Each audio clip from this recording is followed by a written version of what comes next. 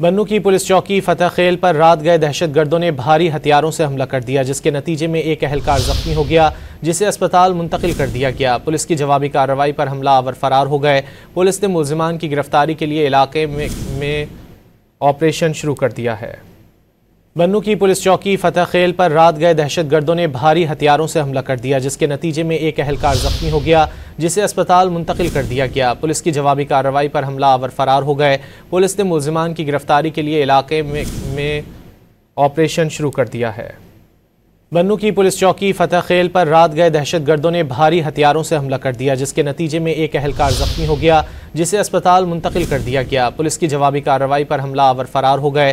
Police ने मुल्जिमान की गिरफ्तारी के लिए इलाके में ऑपरेशन शुरू कर दिया है। बन्नू की पुलिस चौकी फतह खेल पर रात गए दहशतगर्दों ने भारी हथियारों से हमला कर दिया, जिसके नतीजे में एक अहलकार जख्मी हो गया, जिसे अस्पताल मुंतकिल कर दिया गया। पुलिस की जवाबी कार्रवाई पर हमलावर फरार हो गए। पुलिस ने मुल्जिमान की गिरफ्तारी के लिए इलाके में ऑपरेशन शुरू कर दिया है।